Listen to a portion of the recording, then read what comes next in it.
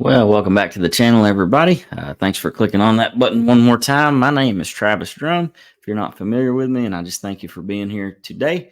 Almost up to 900 subscribers, so appreciate that, you guys. Y'all just keep pushing, keep going, and all the things. But today, I want to revisit Matthew 16, 27, 28. This will be a part two.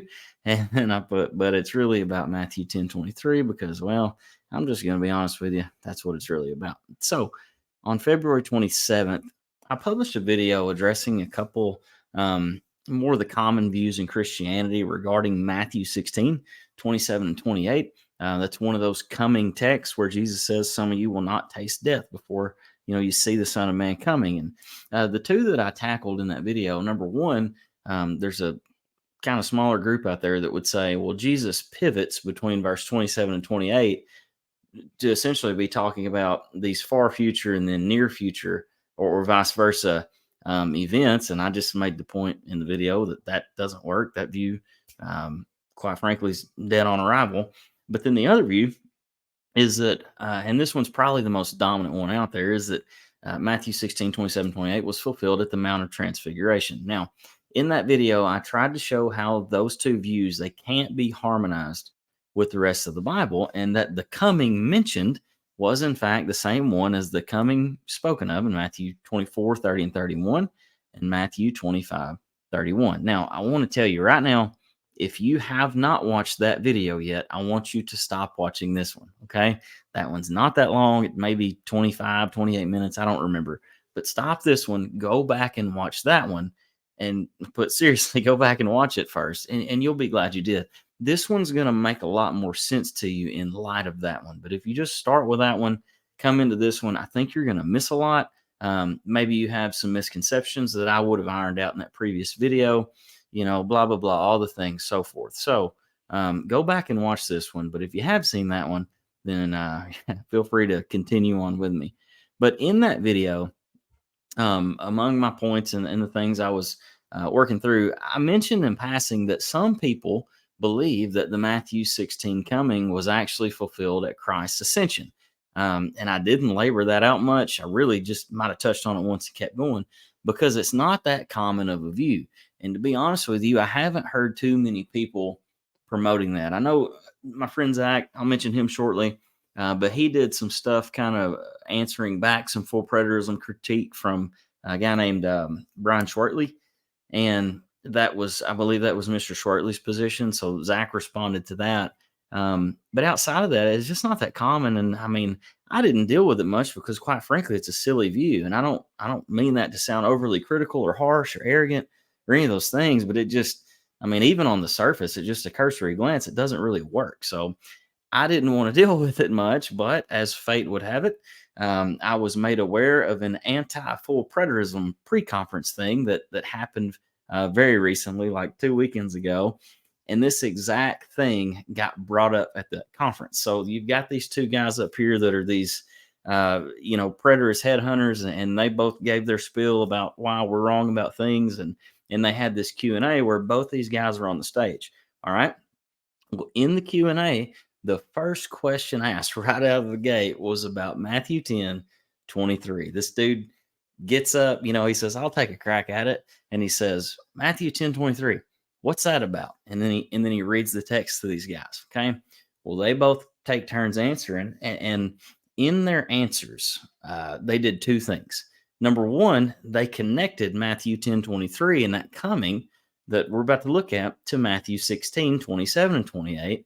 So that was number one. They connected and they said they're the same thing. And then they took it a step further. And number two, they said that both of these comings were fulfilled at Christ's ascension, not the transfiguration, not splitting them up, not AD 70, not in our future.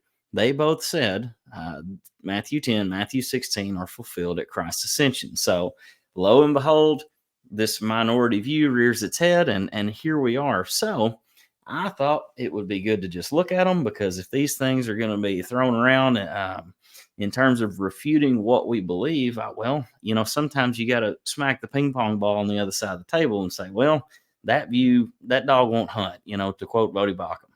So I thought first we would read the two texts, and then I'll give you 5 or 6 arguments as to why Matthew 10 and Matthew 16 couldn't have been fulfilled at the Transfiguration. So here are the texts in question.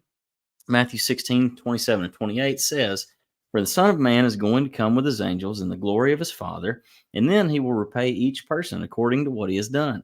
Truly I say to you, there are some standing here who will not taste death until they see the Son of Man coming in his kingdom." And then Matthew 10:23, "When they persecute you in one town, flee to the next. For truly I say to you, you will not have gone through all the towns of Israel before the Son of Man comes." So, were these fulfilled at the Transfiguration? Absolutely not. And let's get into why. Number one, because they are the same coming. And you say, well, yeah, you said the guy said that. And I'm saying, yeah, well, I'm saying that too. And that doesn't work for their position. And here's why. In my last video, I think I made it very clear, and this is why I'm saying go back and watch that one, that the Matthew 16 coming was the same one as Jesus predicted in the Olivet Discourse in Matthew 24 and 25. And I don't want to beat that drum anymore. Again, go back and watch it. But here's the logic if I'm right, okay? And I believe I am. I haven't seen any, well, really, I don't even think I've seen an attempt at a refutation, much less a solid one. But if I'm right, here's the logical sequence of how this works, and it must, okay? A, if the Matthew 16 coming is the same coming as Matthew 24 and 25, and B, these three comings were fulfilled in AD 70, C, and Matthew 23 is the same coming as Matthew 16, 27, 28, then your logical conclusion is D, that the Matthew 10 coming was fulfilled in the events of AD 70. If you need to pause it to wrap your head around what I just said, if you need to screenshot this, do so. But the only logical conclusion you can get, if you're willing to say Matthew 10 and Matthew 16 are the same coming, is that both of them were fulfilled in AD 70. So, number one, because they're the same coming. And the number two, and this one really is the same thing as number one, but I wanted to look at another aspect of it, okay? And I got to blow this up big because I cannot see that tiny little print. But number two is the Olivet Discourse. So let's look at the broader context of Matthew 10. And then I'll show you where I'm going with this. So starting in verse 16, Jesus tells his disciples, "Behold, I'm sending you out as sheep in the midst of wolves. So be wise as serpents and innocent as doves. Beware of men, for they will deliver you over to courts and flog you in their synagogues. And you will be dragged before governors and kings for my sake, to bear witness before them and the Gentiles. When they deliver you over, do not be anxious how you are to speak or what you are to say, for what you are to say will be given to you in that hour. For it is not you who speak, but the Spirit of your Father speaking through you. Brother will deliver brother over to death, and the father his child, and children will rise against parents and have them put to death. And you will be hated by all for my name's sake, but the one who endures to the end will be saved. When they persecute you in one town, flee to the next. For truly I say to you, you will not have gone through all the towns of Israel before the Son of Man comes." Now, look at this, okay? Because I just told you that Matthew 16, 24, and 25 were the same coming. Well, Matthew 24 and 25 are the Olivet Discourse. Well, Jesus predicts all the same elements as Matthew 10 in the Olivet Discourse. And we see this in Mark's telling. Look at Mark 13:9. "Be on your guard, for they will deliver you over to councils or courts, and you will be beaten in synagogues, and you will stand before governors and kings for my sake to bear witness before them." And then verses 11 through 13. "And when they bring you to trial and deliver you over, do not be anxious beforehand what you are to say, but say whatever is given you in that hour. For it is not you who speak, but the Holy Spirit. And brother will deliver brother over to death, and father his child. Children will rise against parents and have them put to death. And you will be hated by all for my name's sake, but the one who endures to the end will be saved." Well, folks, look at this. Look at these two texts put right beside each other. Matthew 10, Matthew 13. Undeniable. You've got delivered to courts, councils, flogged in synagogues, dragged before governors and kings, given what to say or what to speak by the Spirit, put to death by family, hated by all for Christ's name's sake. And then you've got the one who endures to the end being saved. I hope you see these are parallel texts. They're saying the same thing. So clearly then, what Christ was predicting for his disciples prior to his coming, these were the exact same events. So this begs the question then, was the Olivet Discourse fulfilled at Christ's ascension? And the obvious answer is, of course, the Olivet Discourse was not fulfilled at the Ascension. So logic necessitates then, if they're the same events, that neither was the coming of Matthew 10. Pretty clear cut, right? I don't think anybody's going to argue that there were wars and rumors of wars, and the sun, moon, and stars fell from heaven, and the angel gathered the elect from the four winds, and all these things that are in the Olivet Discourse, that the gospel went throughout the entire oikumene, all these things, that all those happened before the Ascension. Of course they didn't. And if the Ascension, if Matthew 10 and Mark 13 are the same events, and they are, then there you have it. So just another arrow in the quiver there. So let's go to number 3, which is the specifics. So to further drive home my last point, no one is going to argue that all those specific elements happened before or at the Ascension. So think about it. Whatever your concept of this coming is, Christ says that certain things would and therefore must happen. If he said they would happen, Jesus is God incarnate, so they have to, right? He said they would, so they have to. And again, there's that list. They'd be delivered over to courts, flogged in synagogues, dragged before governors and kings, blah, blah, blah. Look, you cannot, nobody with a straight face is going to tell me they can. You cannot navigate your way through the Gospels and make a case that these things happened before Acts 1. But you can, however, navigate your way through the rest of the New Testament, and you can make the case that all these things happened before AD 70. Go read the book of Acts. Look, I didn't do all the work to labor this out for you, but it's there. The work has been done on it. Even, a ton of partial preterists see that.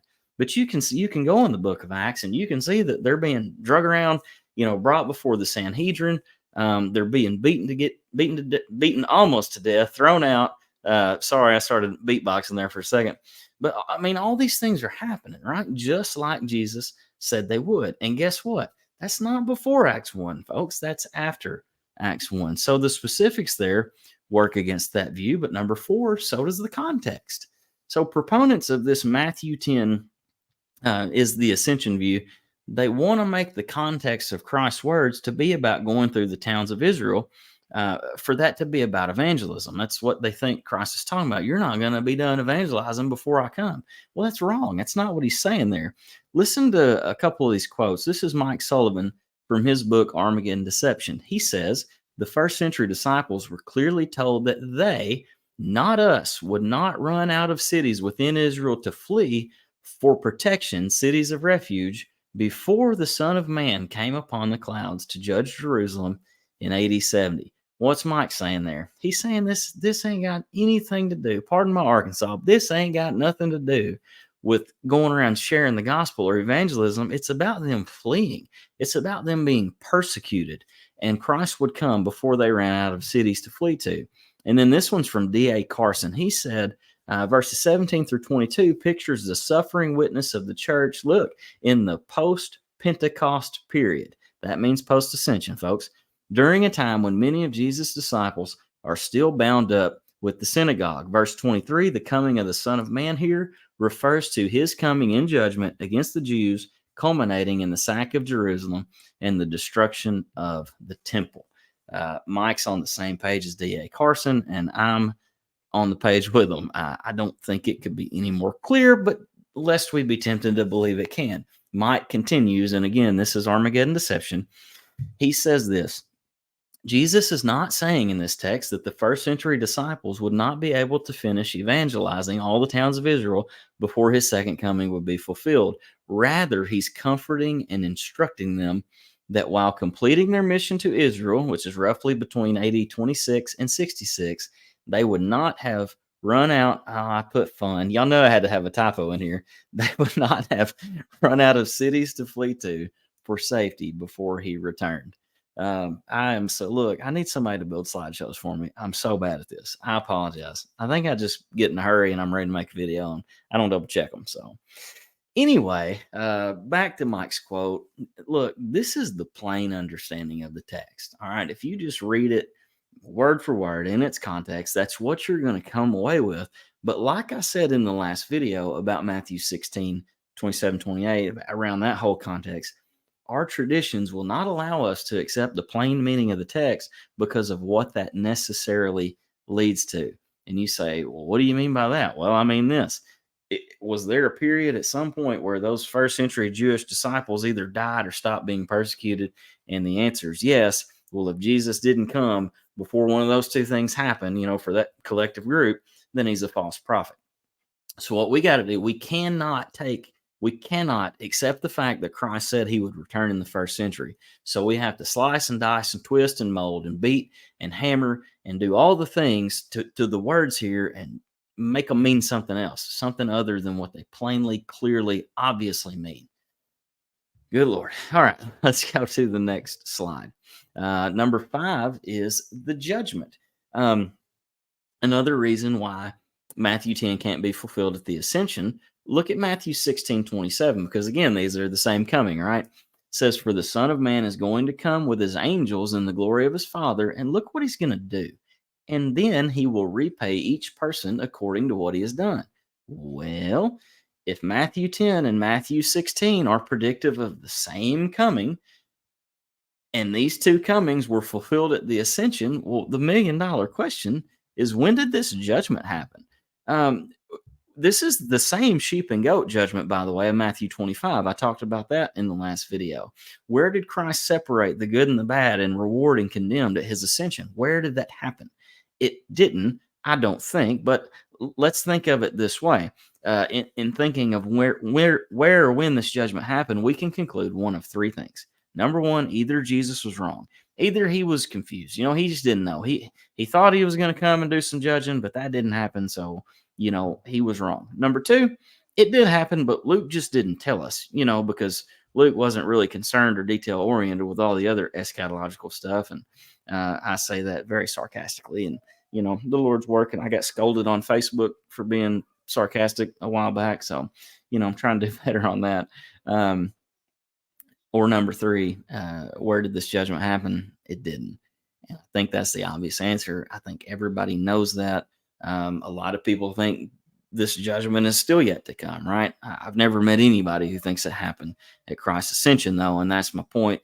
If Matthew 10 and Matthew 16 are the same coming, and at Matthew 16 coming, Jesus brings judgment, then he necessarily would have had to bring judgment at the Matthew 10 coming. And if you're saying that's the ascension, but you don't have a judgment, then you're pitting Jesus against Jesus, and it won't work. So lastly is number 6, Daniel 7.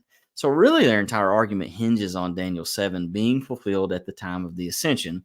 And here's how this works. In Daniel 7, the Son of Man is coming on the clouds, right? Well, in Matthew 10, the Son of Man comes. Well, at Christ's ascension, he ascends, and it says a cloud received him out of their sight.